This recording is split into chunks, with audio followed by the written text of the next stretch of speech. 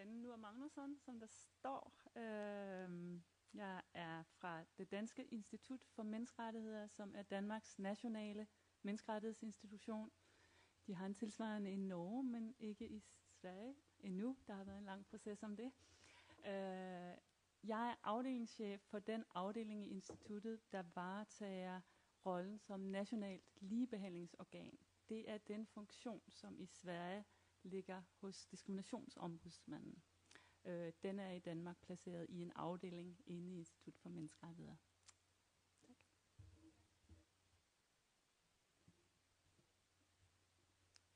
Hi, I am Britta Thompson. Do you prefer I speak in Swedish? No, excuse me, in Danish or in English? English, okay. I will speak in English then.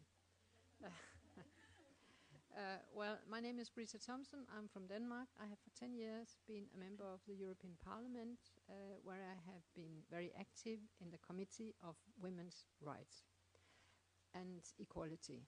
And I have been the coordinator of the socialist group and very engaged in women's issue. Thank you. Okay, I think I would also, I mean I can speak, jeg kan snakke på norsk, men problemet når fleste ikke forstår helt, så vil jo jeg heller at dere forstår hva jeg sier, enn å holde meg til det nordiske. So I would also prefer to speak in English. I have difficulty to understand Danish. And so I hope my Danish friends will also prefer to speak in English so that we can have a nice session without straining our brains too much on language, but rather concentrating on the content. My name is Fakhra Salimi, and I have lived in Norway for more than 30 years. And since I have been to, I came to Norway as a young student, and I have work through, because you know it is very seldom that young girls travel alone to study, and so I have been always meeting these kind of stereotypes and prejudices that who is my husband, and if I came here as I'm love immigrant, and you know all these kind of so-called you know that you as a woman have no independent status, so you cannot choose to come. So I am sort of counter to all those stereotypes. So I've been working also in Norway for the past 30 years to break those kind of images of racialized minority women.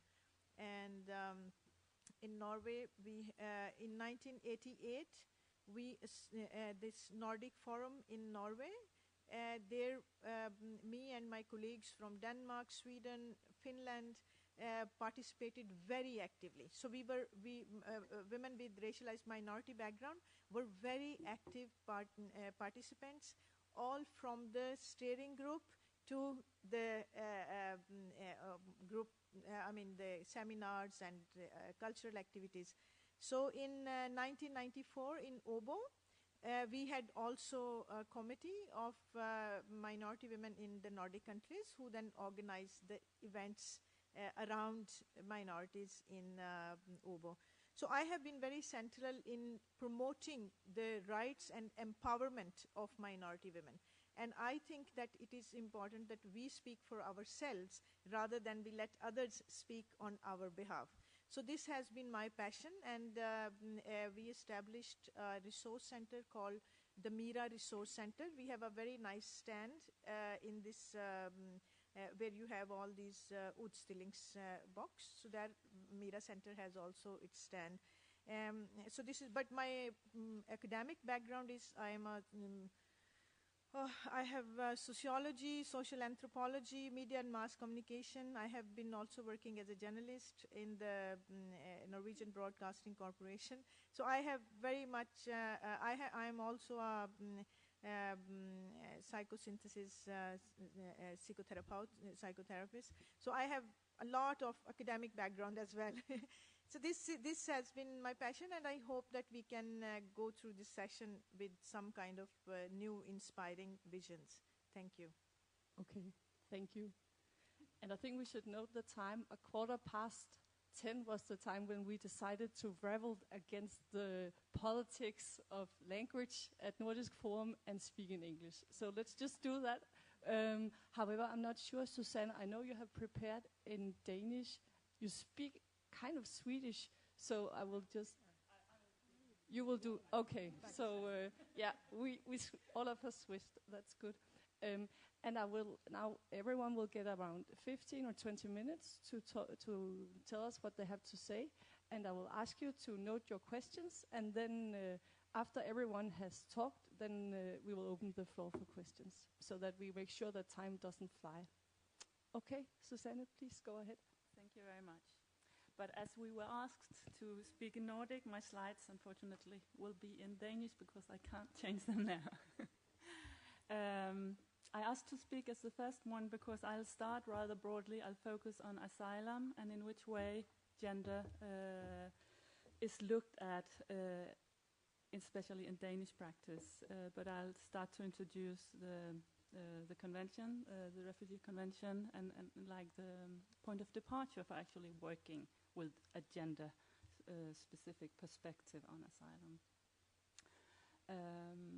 I'll just add to the presentation of myself that I am not an expert in asylum. I'm an expert of anti-discrimination and equality.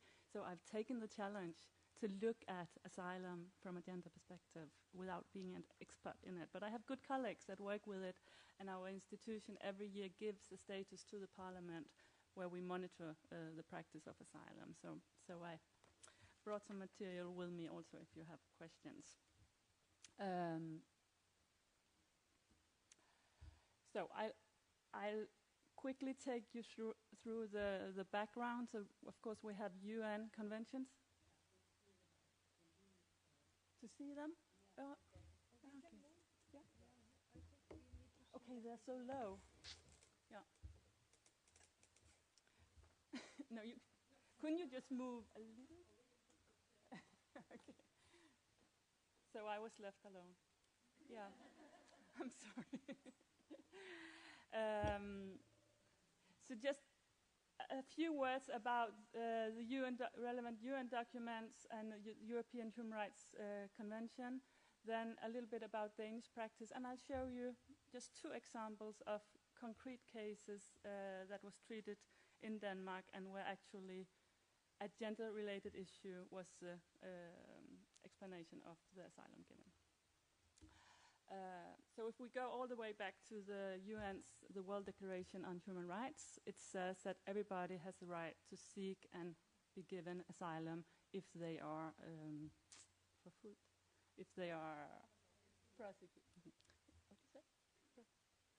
Persecuted, yes. In the Convention of the Refugee Convention, it is said, and this maybe you should just read it. That asylum can be given because of well-documented fear of persecution because of race, religion, nationality, affiliation to a special social group, or because of political beliefs. Yeah. The most interesting word here is social group, because this is what you have to work with if you are to give a person or a woman, could be both a man and a woman, I will also say, asylum because of a specific gender-related issue. Because social group can be many things, and one of the things it could be is that you belong to a group that are in risk of genital mutilation, or being forced to marry, or if it's not allowed to be divorced, or things like that. So the UNHCR actually have given a number of both handbooks and guidelines in regard to these issues about what can be the criteria. And they made a guidance note back in 2009, and here we have a citation in English. so I'm happy, which says a girl or woman seeking asylum because she has been compelled to undergo or is likely to be subjected to female genital mutilation or circumcision can qualify for refugee status under the 1950, that's the Refugee Convention, relating to the status of refugees. In this area, actually, UNHCR has done quite a lot of work. So if you go into the homepage, you will see that there are numbers. I didn't bring them with me because the numbers are very insecure, but they actually work with this and follow this. They have numbers on how many women do they think are on flight because of the fear of this, how many do they think are in risk of it, and so on and so forth. So what this guidance note says is that women can, it's not always they get it, but they can get asylum status because of this risk, and that, of course, every form of genital, female genital mutilation is, what is the word? Is inkrænkelse, is a breach of human rights. But this guidance note only specifies this FGM practice. It does not mention other things. So in the other areas I mentioned, like divorce, violence, it's not as precisely described. We, of course, also have the Convention on Torture and the Convention on Civil and Political Rights, so there are more documents emphasizing the right to get asylum if you are in danger in different ways. And then most importantly, we have the European Convention on Human Rights, because this is actually a document that is binding. It is, at least in Denmark, I think in the other Nordic countries as well, it's actual legislation. So in Danish legislation, it just says that this convention is Danish law. So there are it's nothing about ratifying or anything. It's just the way it is. And the convention says that nobody should be object for torture or inhuman. We should have prepared it in English. I don't remember. Inhuman treatment. So, if you look at Danish practice, it is very complex. And I suppose it is in the other Nordic countries as well. Because it's not the case that gender in itself can be the reason that you're given asylum, but you have to look into specific situation that is gender related.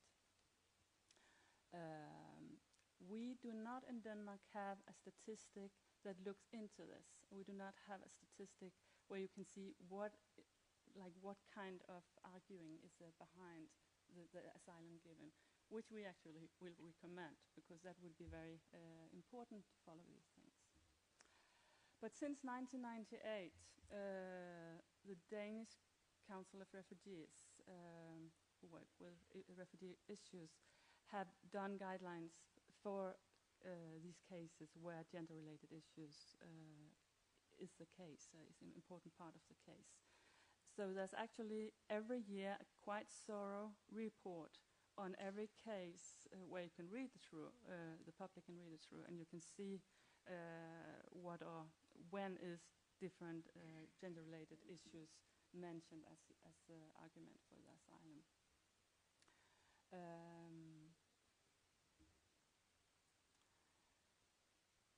But as you might know, the case itself will often be very complex, and gender will just be one of many issues. So it's a complex issue to go into, and it's complex to say when is it that the gender-related issue becomes the most important part. So I had two cases. This one is from 2003. It's a woman from Afghanistan who was afraid of being killed of her father's brother or her own husband, and she had left the country because of this fear. The Refugee Council, this is a citation from their report, the next part of the slide. They believe her arguments. This is very important in these cases, but very often people tell the stories also, or at least the council does not believe the explanations if there are inconsistencies and so on. But they believe her explanation, and this is the reason. The fear of if she returns to Afghanistan, she will be killed, is the reason that she gets asylum in Denmark. I will say a little bit about the paragraph 7, article 2. It's very specific, but it was actually changed back in 2002. In Denmark, it was much more liberal before. We were talking about de facto status as refugee. It was, you can say, sharpened, as you might know, because if you look into the statistics, you will see that not as many asylum cases go through in Denmark as in Sweden, for example. So what it specifies now is that Denmark do not want to go further than the international obligations says, and that of course we always follow the European Court of Human Rights, but we do not go further. So this was a change of practice that you can also see in the numbers of how many refugees are accepted. The last case is very, very new. It's from this year, and it's kind of interesting. It's about a couple. They have 2 children. They come from Somalia. They are applying for asylum. The husband, because of a local military group that forces men into to work with them, and the woman, because of the very unstable situation in Somalia. Both the man and the woman are denied asylum because one does not think this is heavy enough and that they cannot get protection in the country somewhere else. But one of the children is a daughter, and it ends up that the couple are given, the whole family are given asylum because the daughter risks to get circumcised, or female genital mutilation. So because of this realistic risk, the whole family are given asylum. So this is an example of, that female genital mutilation actually is taken quite serious. I can note that unfortunately, or you might look at this how you want to, but the family ends up being sent back to Italy because they came into Italy first. One of the members votes against this because she does not believe that Italy can actually deliver the prevention, but the majority follows the Dublin agreements that you should send back to the European country that you first entered. Yeah. Mm-hmm.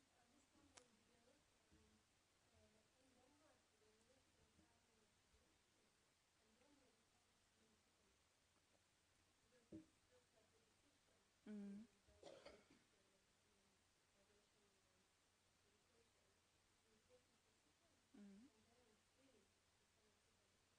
Mm. But I think I'm not expert in asylum, I must say, but it is a rule in all Europe that you, no matter whether you are have the right to asylum, you have the right to asylum in Italy, but that you should send back. Yeah. Yeah. It only comes, they only discover this through the investigations into the case, yes. So it's part of the procedure at last as part of investigating. So it's also a very long case. First it's only the man and the woman, then they are denied, then they come forward with the fear about the child, and through this process the new knowledge about that they were actually in Italy comes also forward, and that is the reason. But, yeah.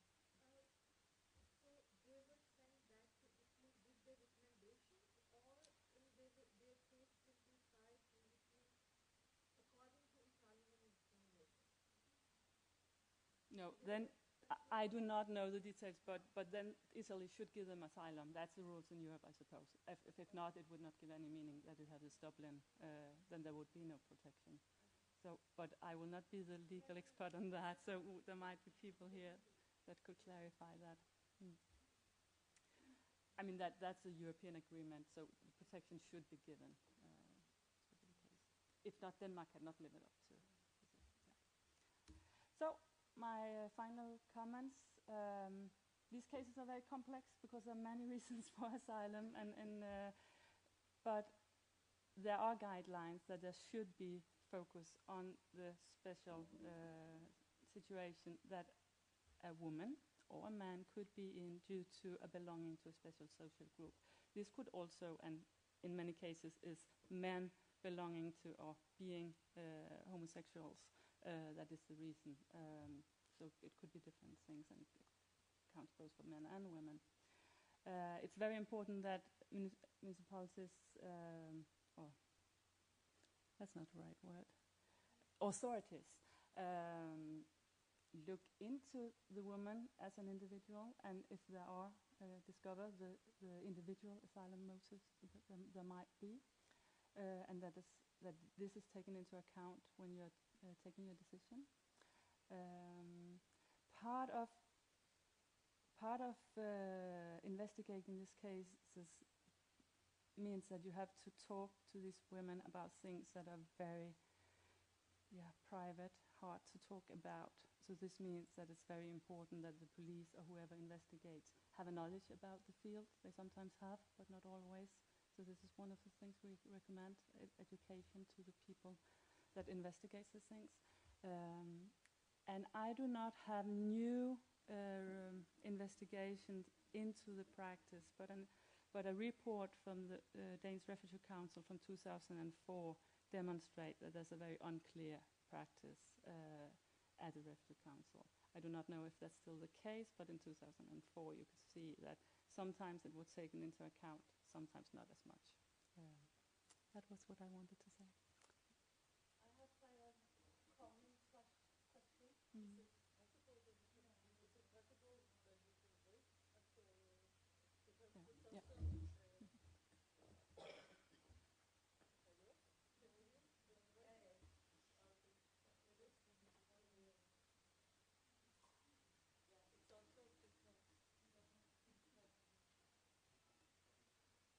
Hi. Okay. The problem is also that if you ask a question, it won't go into the streaming of it also. It won't end up being transmitted and saved and whatever. So, but please, yes, and note it and remember it. So, yes. Thank you, Susanne. Panel, please go. Let's clap. And Britta, would you...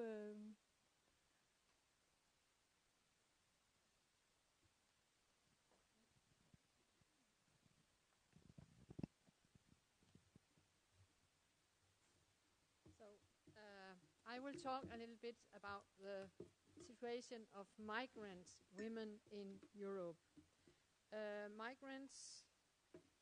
Migration is not a new phenomenon, or immigrant women. We have seen different waves, differently dominated by women or men during the European history.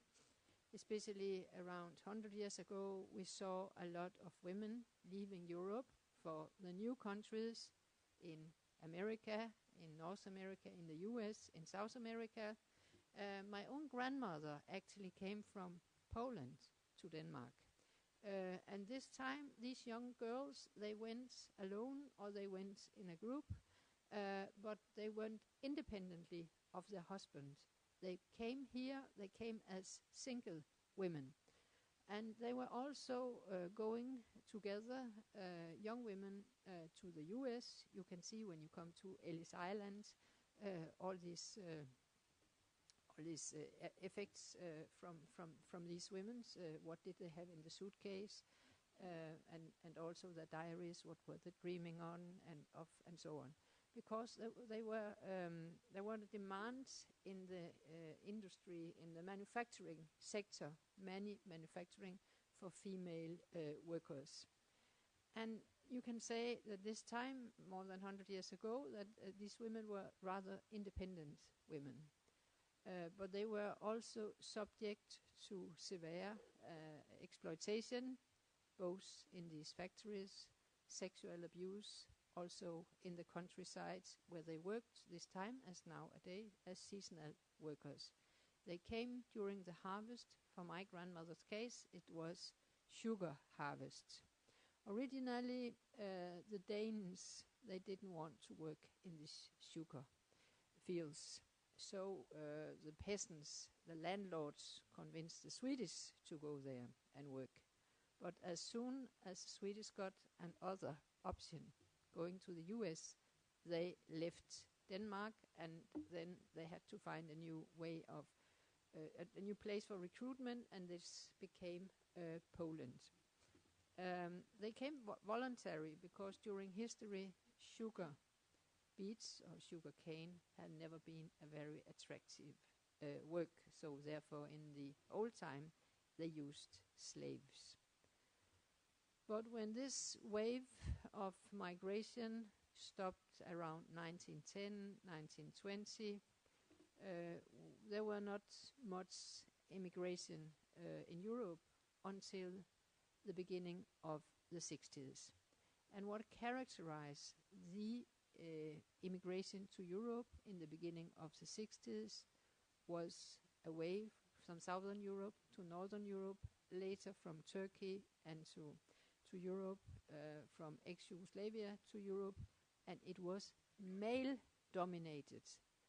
It was a demand for male labor in the construction industry, in the manufacturing industry, and first went the husbands, the cousins of the husbands, and finally came the women many years later.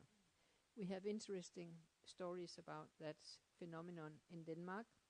When the Turkish men, they came from the villages, they established themselves in a Danish city, and many times they took a Danish wife, they got a child with her, and finally, after 8 years, the wife from the they divorced her, and the wife from the village came with her 4 children she had on the ongoing time. So it was very typical in that time that women came to the country for family unification with the men. And this meant that they were not very well integrated in the society because they didn't come to work for themselves. And this meant that these women, they had difficulties in learning the language. They were living in a subculture. They were not participating in society. And actually, last week I went to London, and I talked with an English speaker when we went around in London East End, and he said, these women here, they have never been outside the area. They have never gone with the underground. They are here, they are fixed here, and they are depending on the family economy. The Portuguese 20 years ago said the same about the immigrants in Paris, that they were living in the Parisian suburbs, and they never left because they didn't know how to speak the language, they didn't know to take a metro and so on. So this has been the case for many of the newcomers that came with family unification. And they were not like refugee women offered language courses in many cases. Then in the middle of the 70s, this type of immigration finished, and there were closed, the European borders were closed down for immigrants. And in the 80s and until the mid-90s, what we saw were asylum seekers, refugees coming to Europe, but not economic immigrants. But we saw a new trend and this was a new trend, a new wave, and with a new content, because suddenly immigration got a female face in the end of the 90s, because the demand for labor were to the service industry, primarily to the service industry, also construction, but a lot of women came in the end of the 90s. And they came alone, for instance, from South America, leaving their children and the husband behind. They came to Spain. A country like Spain had a growth from 1998 to 2008 with 10 million people. They were 38 million, and in 10 years the Spanish population increased till 48 million. 2 million have left, but there are still 8 million immigrants in a country like Spain. And what is interesting is that today in Europe we have 11 million domestic workers. 11 million domestic workers, because in the southern countries women quit the job as domestic workers and they wanted to do other things. As I explained to me, in Portugal, the young girls, they prefer to work in a supermarket than to become a domestic worker. And there are not the social welfare in this country as we have seen in the Nordic countries, so therefore they are very dependent on these women. Many of them are undeclared, so we have a big issue in Europe with undeclared workers, and many of them are women. They work in precarious jobs that are dirty, low paid, not full time, not fixed. I made an report in the European Parliament on women and precarious jobs, and 80% of the precarious jobs in Europe are female, have a female face, like poverty has a female face. So many of the undeclared women or the undeclared women workers are probably the most vulnerable group in Europe. They are depending on smugglers and on traffickers. Many ended in forced labor, prostitution, human trafficking. So there have been many issues about that. Undeclared workers have different rights in Europe, because in Europe we don't have a common European immigration policy. Many times when we discuss in the Nordic countries if we should in Denmark join the European policy, we think it's a lot of things, but in reality in Europe we just have two areas where we have a common policy. The first thing is that when you have been here for 5 years working, then you get permanent residence permits. And the other thing is that you can be you can obtain family unification when you are 21. So this is a European common immigration policy. But there are different conditions in the different countries. In Spain, with that huge immigration, also in Italy, and it was the same in Greece, in France, that if even you are undeclared, you are entitled to medical service. You are entitled to have your children in school, because during this process, sometimes over 1 million undeclared workers in Spain, and you could not have a whole population with children not having access to school. And also women giving birth, they needed medical care. The situation in Denmark was never like that. In Denmark, if you are undeclared, you have no right for nothing. You have no right for medical care, you have no right for school for your children, and you, of course, if you have you need medical care because you have been something emergency, but in general not. And if you are pregnant, you are not allowed to have, or at least you should pay for it, exams during the pregnancy, and also giving the birth. This is why many women, they choose to do it clandestine, alone at home. So these women that are not declared, they are, as I said, the most vulnerable in Europe, and I think there should be done something. Also in Denmark, homeless people from Europe are not allowed to sleep in the shelters owned by the public service, state or municipal. But in Denmark, some good doctors, they have opened a private voluntary clinic, and what they see is that there comes a lot of what we call au pairs in Denmark, because on the contrary to Latin countries, where they import domestic workers, they give them rights. They give them, if they are legal, they give them the right to normal work conditions, and they have also right to family unification. What's happened in Denmark, Norway, I'm not aware of it in Sweden, but in Denmark and Norway, they get a license to stay for 1.5 years. They don't get salary, they get pocket money. And what if they become pregnant? Until 1 month ago in Denmark, they were deported as pregnant, without money, without anything, to the village they came from in the Philippines. Now they had, and they were pregnant with Danish men, but there were no responsibility about that for the society. So now at least they have got the right to stay. But many, instead of going home, they become clandestine. They become undeclared. They hide themselves, and they are alone with a pregnancy.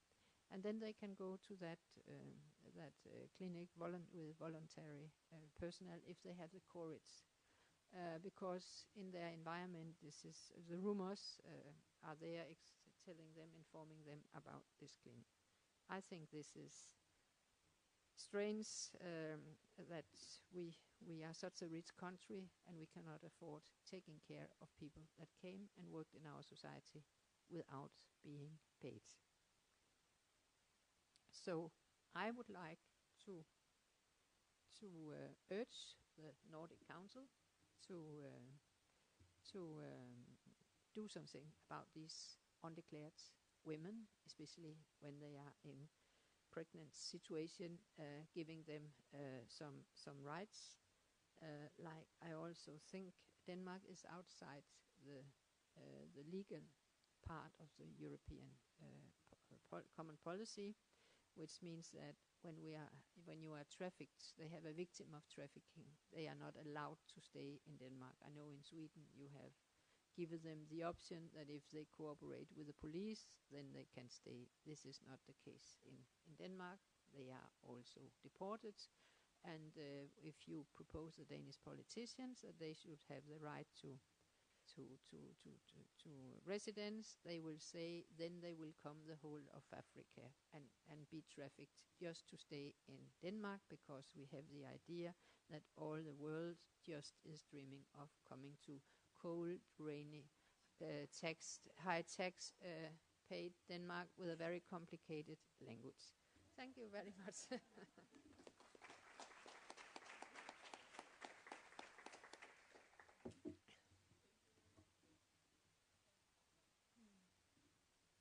Thank you very much. Very interesting speakers and interesting material. I will start with the quote from a British writer called Hanif Qureshi. I don't know how many of you have read a very interesting article he wrote, beautiful piece of literature called Immigrant in The Guardian just 2 weeks ago. Did you read it? It's just a beautiful thing. So I just want to... Is it the one who wrote who wrote the book behind My Beautiful Laundry? Yes, My Beautiful Laundry. Yeah, Hanif Qureshi is a very, very, very fantastic writer. Anyway, so he says that the migrant has no face, no status, no protection, and no story. his single identity is to be discussed within the limited rules of the community.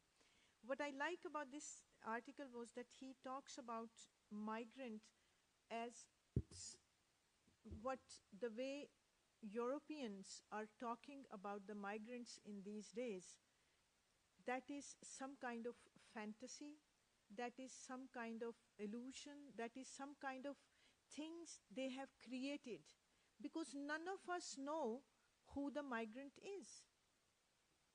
Am I a migrant? Is my friend Susan sitting there is a migrant? Is my friend sitting here are the migrants? Who is the migrants, and what are the stories we are constructing about these migrants here in the panel? I mean, we are 3 people in the panel. We are constructing some kind of stories about the migrants. So let's talk about the migrants. So I think that it's very interesting to construct, but have any one of you ever thought that to build welfare states in the Nordic countries, who has contributed with their cheap labor? Because Nordic population has not been enough to construct those riches which you are enjoying today. Have you ever reflected who has been behind those riches? Who is behind that today I can wear a very exclusive shirt for 100, 200 kroner from the stores here and just wear once and throw it away? Who is behind those things? These are migrants. They are migrants who have built the welfare states of Europe. Do we hear their stories? How many times do you hear their stories? Who tells their stories? And who are the storytellers? Do you ever think about that? Very seldom. Very seldom we think about the people behind those stories, whose stories we are telling, unless until we ourselves don't belong to those, because we don't see people who belong, whose stories we are telling, represented in the places like this. We have very few of us here. So I was thinking that it's important to reflect on that as well. It's important to see that the modern migration, which we are connecting, and the modern migrant after the 60s, whom we are connecting to the problems, and we are discussing his or her problems in this fora today, that is a product of a colonial history. We should not forget, we should not make the whole migration process ahistorical, because migrants were needed after the 60s when Europe had this economic boost, because the wealth looted from the colony. And these were the colonies who then again produced the cheap labor force to invest that richness, and that to develop, to be industrial workers, to be workers in the European industry, in the European labor market. These were the cheap laborers from Asia, from Africa, from the previous colonies. Norway, Denmark, Sweden, they did not have those kind of colonies, but they exploited the cheap labor force from the bigger European colonies. So who are the migrants we are talking about in Denmark, Sweden, Norway today? They are racialized migrants. They are migrants who are black, who come from disadvantaged background, and who again are exploited on the highest. So just to put things in perspective. So what I was thinking was that we,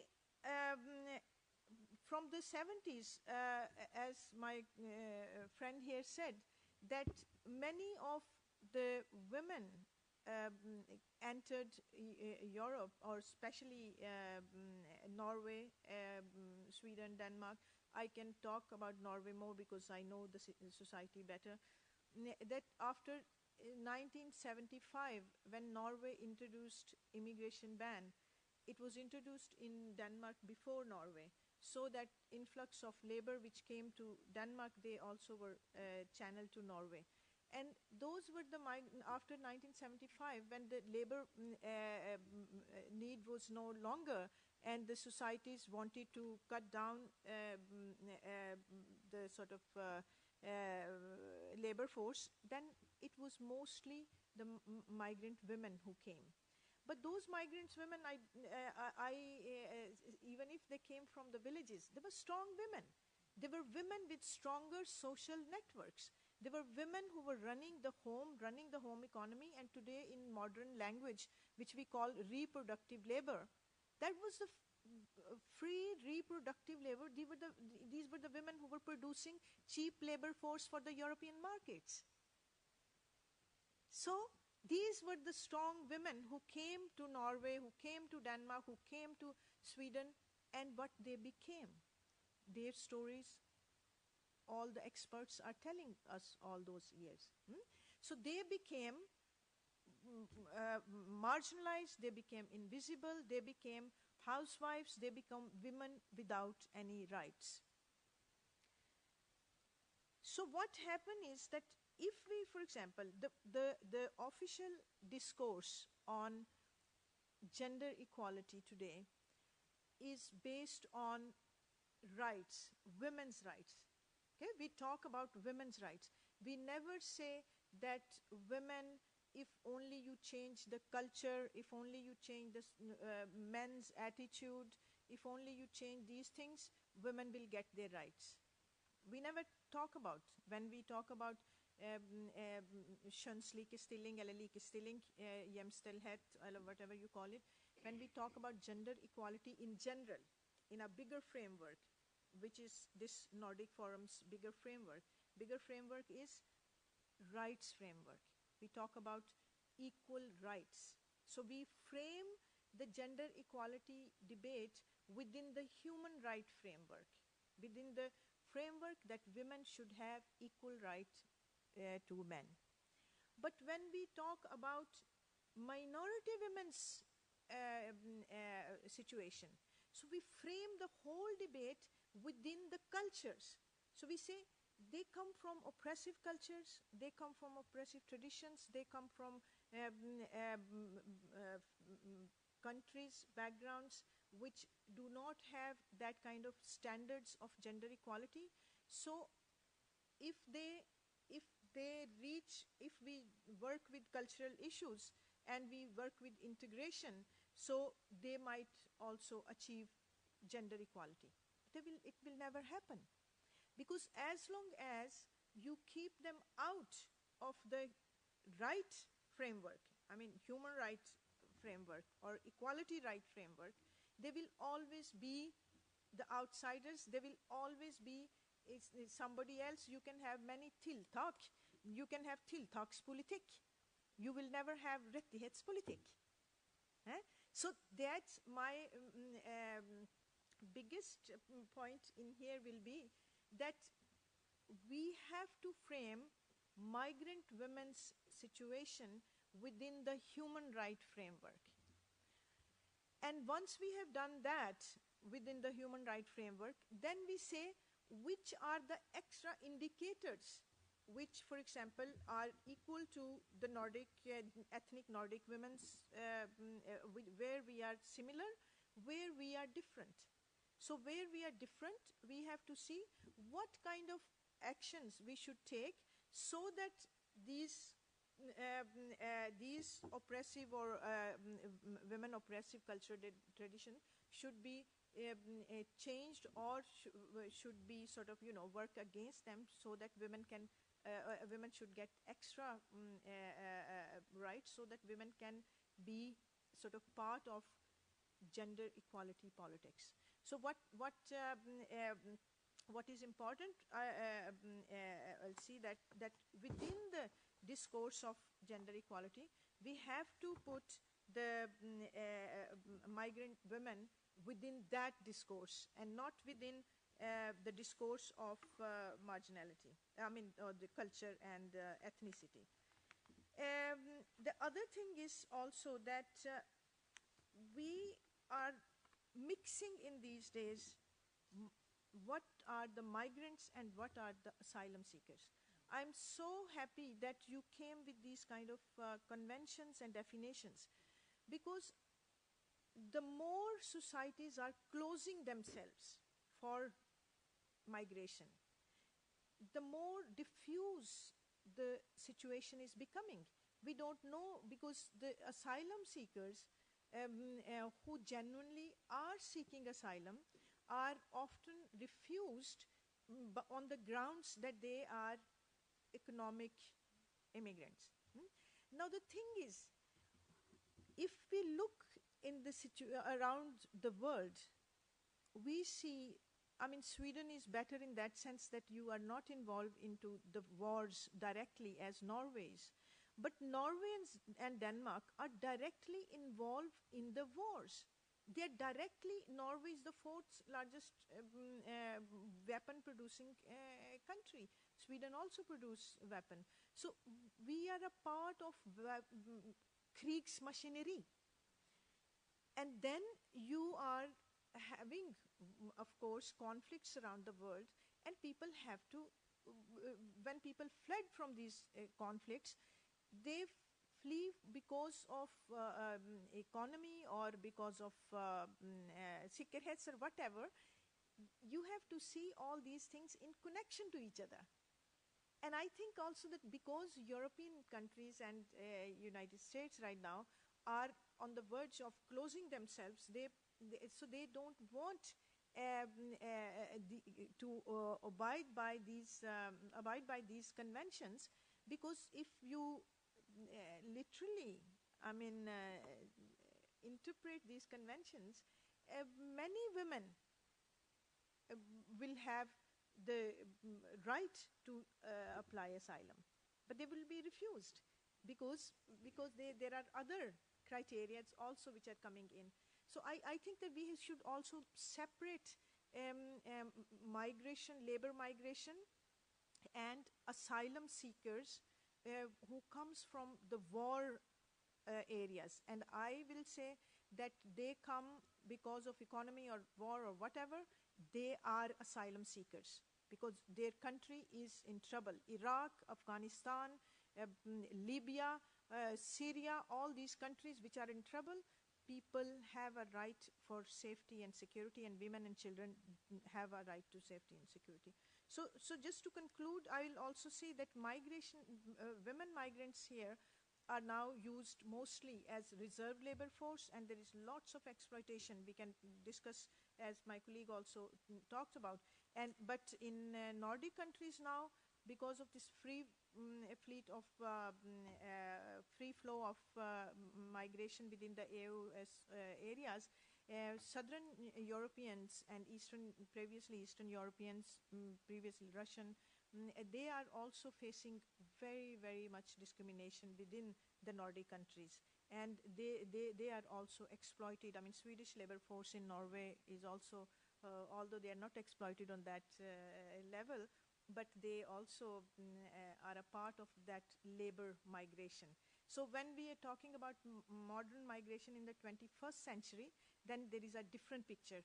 But do not forget that the people who migrated into the Nordic countries in the 40, 50 years ago, they are no longer migrants.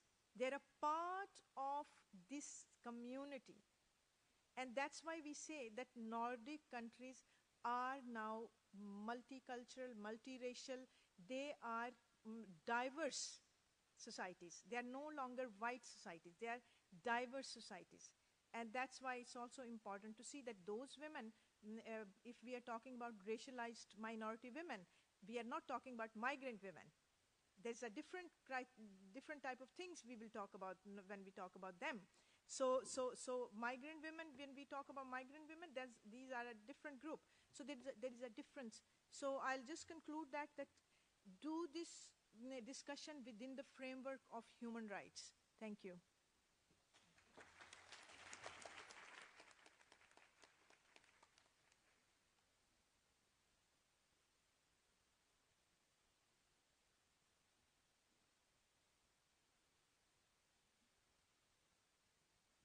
Now it's working.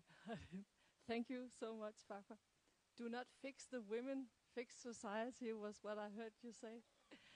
That's a really good point, I think. We'll now take some questions. What about, let's say we take 3 questions and then we have you all answer them. And please tell us who you are and where you're from. Okay, and you will give them the mic. So do we have one there and you were there? And one there. So we have 3.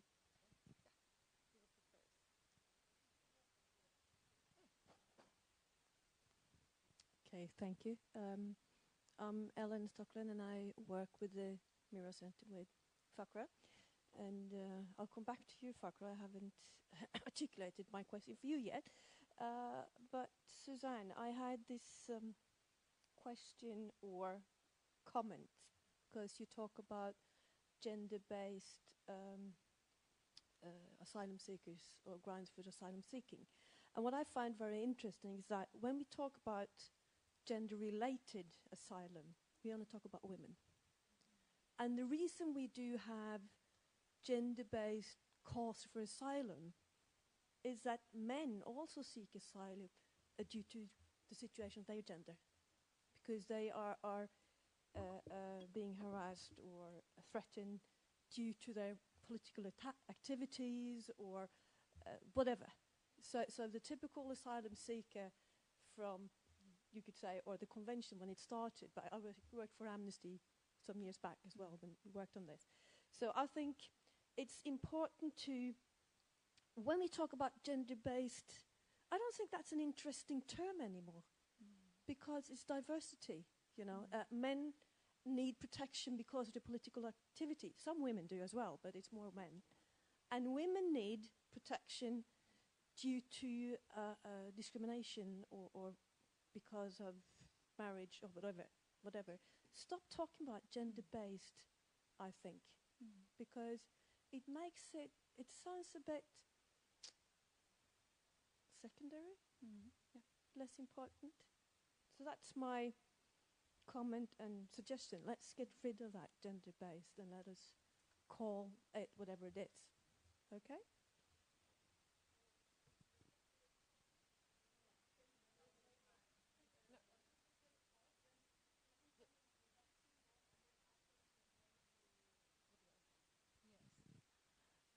My name is Susan Raksh. I am a sociologist. I'm a board member of the Mira Center.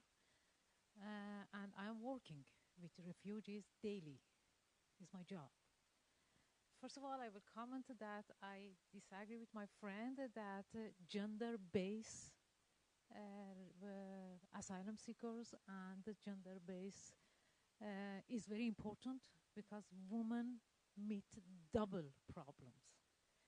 Myself, I came as a refugee, and I was a political activist, and my reason to leave my country was political activities. But at the same time, I'm coming from a country women are suppressed because they are women. And I couldn't have many rights as men activists. So I had double problem.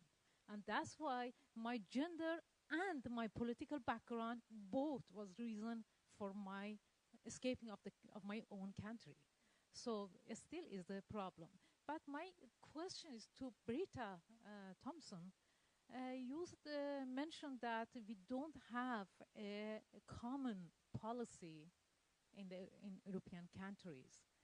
Do you believe it's better to have a common policy?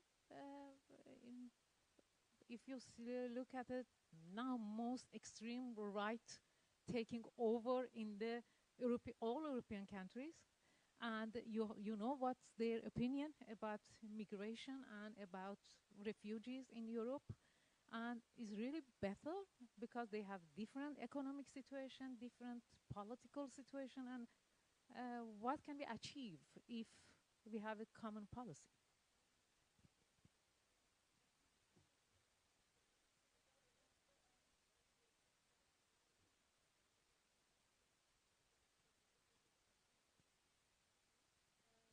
Regarding gender-specific reasons for protection, my name is Amanda Johnson, and I've been working at the Swedish Migration Board for 3 years as a decision maker in the asylum procedure. And I find that very often it can be the same type of threat towards a man or a woman. It could be for political reasons or other reasons, but that the society in the country will not help you and give you protection if you're a woman because of the culture or structures in society. So I think it's important to talk about gender-related needs for protection.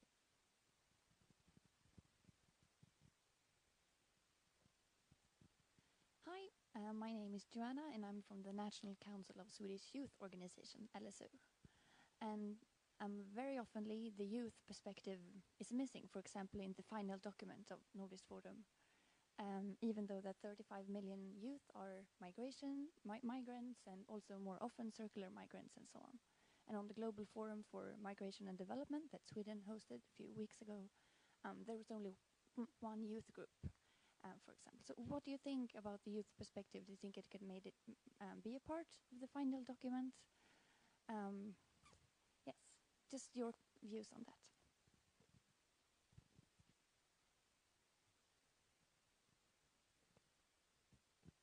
Yes, I think Susanne, if you answer first, and then we can just, because maybe you have some feelings as well, and afterwards you have a little thing you would like to say as well, so that's good. Yes.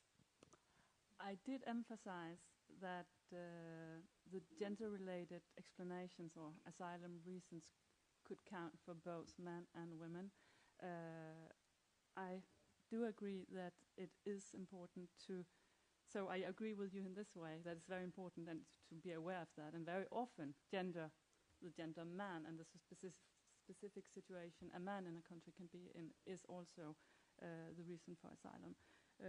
But I still, as mentioned over here, also think it's important that in the handling of the cases there is a specific focus on gender.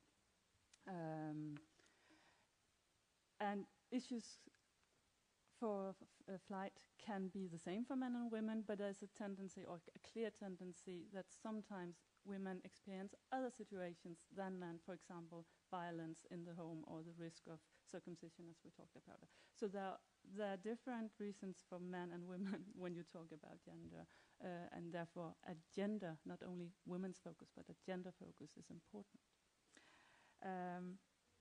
Yeah, as I mentioned as well. Then I just, and use, it goes into the diversity, because whatever we talk, and as Fakra so vividly and interestingly and importantly mentioned, as migrant women are in other situations than the majority of the society's women, which is very clear if you, for example, look into the European women's movement for many years, and I don't remember the years exactly right now, but the women's lobby in Europe, the European women's lobby, tried to include migrant women, but they didn't actually find themselves included because they had other issues that the lobby did not take into account. So of course, young people or old people or gay people or whatever can have specific issues, and it's important that we somehow are aware of that in whatever documents we're working on. So that's my comment to that. And then I would so much like to just shortly comment on FACA, but that might be later, or is it now? Because I had so many thoughts while you were speaking, and I so much agree how important it is to not jump into another discourse than the human rights discourse when you work with special vulnerable women with migrant background. And it is, it's the whole issue of gender, that the privilege of being the norm belongs first and foremost to the man. So when you ask a man what do you see when you look yourself in the mirror? He will say, I see a human being, or very often he will. And if you ask a woman, she will say, I see a woman. But if you ask a black woman, what do you see? She will not very often say, I see a woman. She will say, I see a black woman.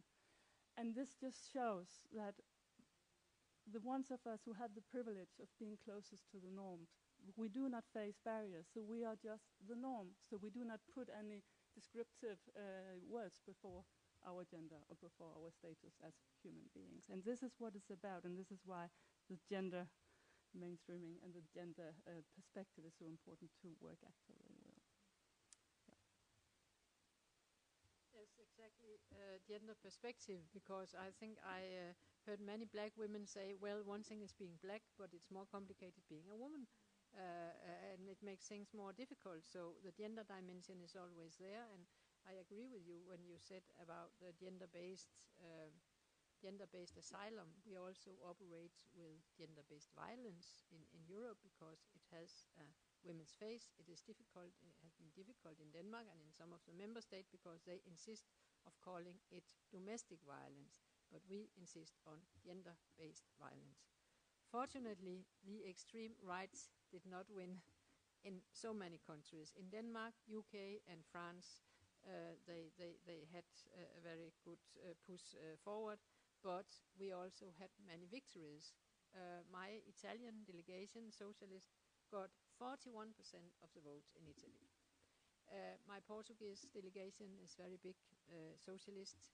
Spain, new left-wing organizations came into the parliament, and we still have a socialist government in France. So what I would like to say with that is that in Denmark we have some minimum rights, anti-discrimination rights, only due to the legislation of the EU. It's not invented by the Danish government, that we have a gender equality rights center where you are working. If it wasn't for me pushing the Commission to push the Danish government, then it would not have been established. And also, when it comes to the Center of Equal Treatment, would never have happened if it wasn't for the anti-discrimination of policy of the European Union. So therefore, I think the more minimum rights we can agree on in the EU, the better for the anti-discrimination in the member states. And it was also the EU policy that made me aware that the norm, as you call it, Susanne, is a very small, it's not a majority, because when I started working with the EU, I asked who are in danger of being discriminated. The women, okay, 51% of the population, immigrants, other sexual orientation, religious beliefs, and so on, on young people, older people. And I said, who are not in danger of being discriminated? White males between 26 and 49. And then I start calculating how many they are, 13%. So the 87% should adapt in their behavior to the way of the 13%. And they are running the television channels, they are running the newspapers, they are the directors of the factories and so on. These 13%, as we call the core labor force. So this is really something we have to take into account when we talk about norm, that they only consist of 13% of the population. Thank you. I think I will also comment first on this asylum. I think also that traditionally it has been male who has been considered as an asylum seeker. So it has always been men, and today, unfortunately, is still the case that when family comes, they do not consider women and children's application independently in many cases. They consider them together. So if men get avslag or deportation, the women also. So I think the gender dimension is very important, and also not only, I mean, as I said, men are also gendered, but we must call women's dimension is very important, that women-specific issues must get into and I'm so happy for UNHCR and UN conventions. So because in this way they're becoming more and more inclusive. Second point is that norm, because I have been working for 30 years in the Nordic countries to fight against the norm of who is a Nordic woman. That is a white, blonde woman who is considered a Nordic woman. I am a Nordic woman. My children born and brought up in the Nordic countries are Nordic children.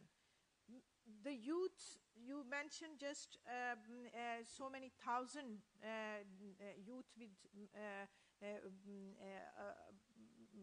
other beautiful colors, they are all Nordic. So, but the norm of Nordic woman is still the same. Still when we talk about Nordic women, this is the norm. So we have to do something with our own reframing. And coming back to your issue of youth, I think that Nordic Forum does not only have youth in minority, but also racialized women are also in minority, because even when you see the whole from steering group to all the program groups and everywhere, color has been diminishing. I mean, it has been very white groups who have formed this forum. And it reflects also, of course, the norm of this forum has been that. And I also feel that youth participation, I mean, we are talking about 21st century. And if we do not have young women with us, there is a serious question. So we have to ask this question, and this has to go to the forum's top, that this kind of marginalization of youth and how could we better bring them back to the mainstream gender equality debates and own the feminism or own the movement. Because right now they think that this movement belongs to their mothers, their grandmothers, and their people in the 60s and 50s and 70s. They don't think that this struggle belongs to them. Not many of them, at least. So there are two things. We have to break this norm, who is a Nordic woman, and we have to take on board young people. Thank you. I just have to ask if the rapporteur has any burning questions that she needs answered before returning to the text committee. No, but I said I have no thing about the youth.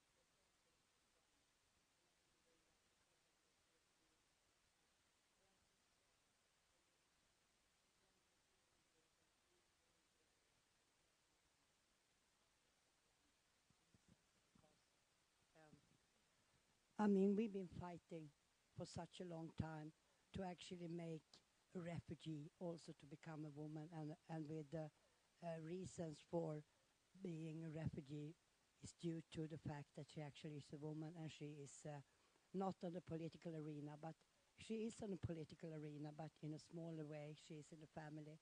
And it's when a woman does say no to a marriage or to mutilation, or she wants a divorce, that is a political statement, and that is also should be regarded as such, and that's why she should be regarded as a refugee and should be granted asylum. And in the Swedish law, we actually can have that. It very rarely happened, but I mean, it is a possibility, and I think we should, and we've been fighting a lot when they now re-examined in the European Union the laws for asylum. So we've been fighting a lot to actually have this. So I think we would never ever stop talking about gender and women. Thank you. Well, I think that was a really good closing remark. As time is running out, do you have something that hasn't been mentioned in that you would quickly? Okay, then, because then you get the last word. So it's really. I just must say that I'm absolutely not against that focus on on gender when it comes to asylum seeking. I think you got my point. But what I wanted to make clear, and before you leave, because Fakra, you talk so vividly about a lot of questions that have to be taken into consideration, but what concretely should be done? Because it's easy to say the things you do and agree with them, but how to change the perception? And this must be in this document. I wish I had a magic stick and I could do that. But I mean, the concrete thing is the very concrete thing about immigration legislation is that immigration legislation are very, very women oppressive. And I think just this 2 years rule, 3 years rule, 2 years in Sweden, 2 years in 2 years in Sweden, 3 years in Norway, and 7 years in Denmark. Shame, shame, shame. I think this is a big shame. So Nordic countries should, if there is any gender equality flag they should raise, they should reduce this rule either to 1 year or remove it at all, because this rule is in fact inflicting pain and violence against women. Is a structural violence, I call it. And in England, for example, it's only 1 year's rule. So after 1 year, the woman is getting her independent status. So we, at least in the northern, should be a little better. So, but anyway, so this and other on asylum, I think that what Susanna said, UNHCR's definition, United Nations Convention's definitions, and important of all, I think you know that none of the Nordic countries have signed the UN Convention on the Rights of Migrants and their Families from 1999. So I would recommend that the Nordic countries should sign and ratify that convention, because this convention is very, very important. And then this refugee convention is important. And yesterday, a speaker was talking about ILO Convention 189. That is important. So these are very important tools. If our governments have ratified those, signed those, then we have an opportunity to fight on the ground. Okay. Well, Thaka, thank you very much. I know some of you, just a second, I know some of you have questions that you would like, for instance, you down there, but time is running. And so Susanne Nord Magnussen is from Institut for Menneskerettigheder, and Britta is from the European Parliament, Socialist. And Fakma, can you please tell the name of your organization again? Mira Resource Center. The Mira Resource Center. Yes, so I guess if you Google their names and the organization, you will find their email address and you can email. I guess that's the way to go about it, unfortunately, because time is running. But thank you so much for coming and participating here. I think it has been a great workshop. So yeah, let's give us a little hand and thank you to the Parliament.